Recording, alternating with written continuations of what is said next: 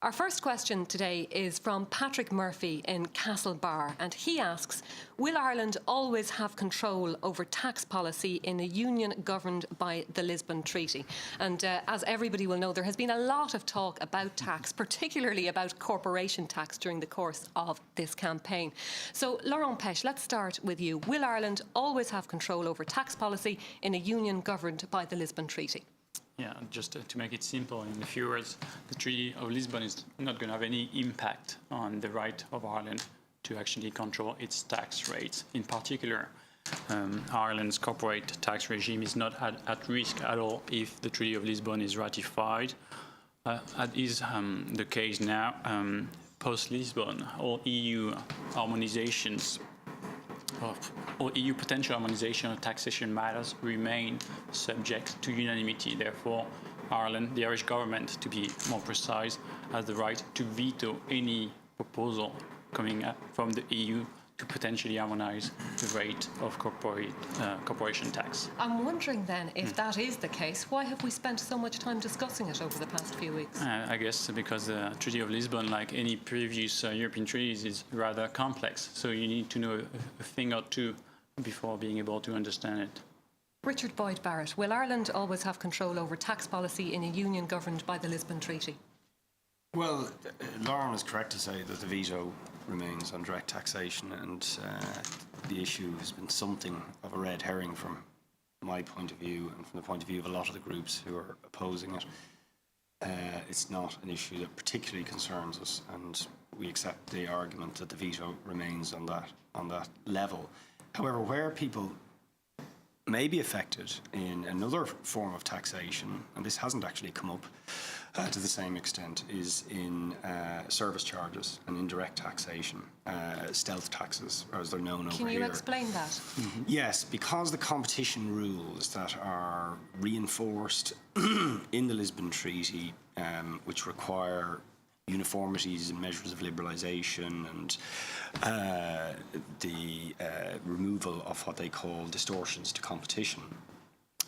These sort of provisions open up public services to privatisation and will lead to charges. And indeed, we know that already from the Water Framework Directive, which comes prior to Lisbon, I'm not saying it doesn't, water charges will have to be introduced in this country by 2012. But what's worrying is that other areas, such as health and education, which have been previously protected and where there was a veto, that veto has been almost completely done away with by Article 188C, and which allows for the EU to conclude agreements with the World Trade Organization to what they call liberalise that area, which ultimately will lead to more health and education charges.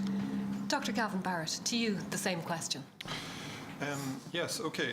Well, again, I'm referring this assumes generally to corporation tax policy, and I'd agree with what Dr. Peck had to say in relation to that. We will be able to continue to set our own corporation tax rates unless there's a unanimous vote that we not do so, and obviously Ireland is going to withhold its consent to that, so that's not going to happen. So there's no problem there in reality. I share your puzzlement, by the way, as to the reasons why this has featured in the Lisbon debate. Well, just to put the other side of that argument, there are those on the no side who would say that if we do vote yes to the Lisbon Treaty, we're essentially saying to the EU, it's all right, it's okay, we're kind of coming along the road with you, and if you want to change the corporation tax rate, that's all right, we'll go along with it. No, the point is quite clearly established in Article 115 of the what will become the Treaty on the Functioning of the European Union, and it says any decisions in that regard have to be made by unanimity, and it's quite clear to me that Ireland will never give its consent in relation to that.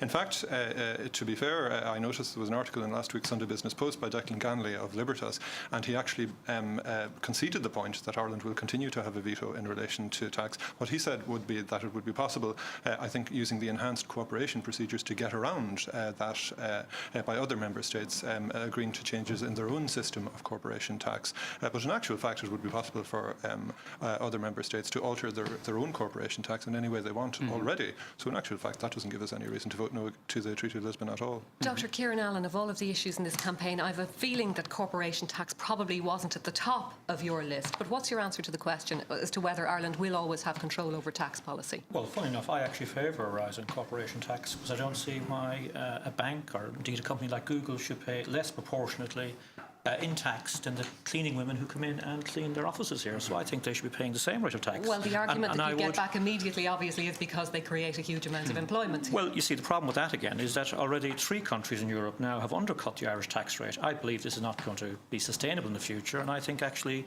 there is a push in the EU to have a harmonised tax rate pushed by France. We'll have to see what happens on that. But could I raise, actually, people always focus on the business interest. Can we look at the interests of the poor for a minute? There are other taxes which will come via Europe, which are, I think, more relevant than the corporation tax issue. One is the Start-up Fund, again, which has not been highlighted in the campaign.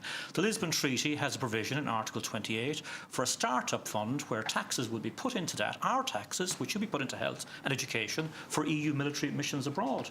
The Lisbon Treaty has a provision, again, in Article 28 to force us to increase military spending. That, again, will affect our taxes. So I think that we should maybe focus a little bit more on the interests of the poor rather than just the interests of big corporations. Before we move on, can I ask you, Laurent Pech, about a couple of those points made by Richard Boyd Barrett and indeed by Kieran Allen, specifically this question of other taxes and Article 28?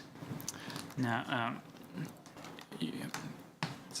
the taxation issue is a rather complex subject. The Lisbon Treaty is not going to have any impact whatsoever regarding direct taxation. Is that clear enough? Kieran Allen? Well, I'm sorry. There is an article in Article 28 says countries shall progressively improve their military capabilities. That means a commitment to spend more on the military. And if you follow the treaty on, you'll find that in the European Defence Agency is given the power to evaluate the, if you like, the commitments that people have made. Now, that is an increase in tax. And secondly, you've failed to mention the actual article on the Start-up Fund for EU military missions abroad. That, again, is a tax on Irish people. So to say there's no tax effect on the Lisbon Treaty is wrong. Exactly. No. I know Article 28. What it requires is that we improve. Each member state should improve its military capacities to participate to peacemaking missions. It doesn't give the EU any power to compel member states to raise taxes to increase their military spending. It's a matter for each national government to decide on the allocation of their budget. A quick contribution from our other guests here, and then I do want to move on to our next question. Richard Boyd Barrett. Yeah, well, just to repeat the point, it doesn't make direct reference to tax, but what it does say is that the European Defence Agency will set out what member states' obligations are in terms of progressively upgrading their military capabilities. That means having to spend more on arms. And if you spend more on arms, you have to get the money from somewhere. And I should actually just say, this is an exclusive now for the Rock the Vote, that a leak has just emerged from a document sent around by Nicolas Sarkozy to member states, to the heads of all member states, where he's proposing, under the French presidency, among a whole series of measures to do with the militarisation of Europe, that member states will put 6% of their GDP towards military spending and the militarisation of Europe. 6%. That would make military spending in Europe ahead of that in the United States and would have an inevitable effect in terms of taxes. But surely just because he's proposing it, that doesn't necessarily mean it's going to happen. But isn't it interesting that Brian Cowan hasn't mentioned this? Let's bring in Gavin Barrett finally on this one, and then I do want to move on to the next question. Okay, very quickly on a number of the issues that have been raised there. Distortion of competition. There are anti-competition distortion provisions in the existing treaties as they exist now. Privatisation, the European Union is not going to be at the centre of a mass drive to privatise our public services, and you can see that they've even put in a special protocol at the end of the Treaty of Lisbon emphasising the fact that they're not to, and the relevant articles are riddled with provisions saying that they're not actually going to do that.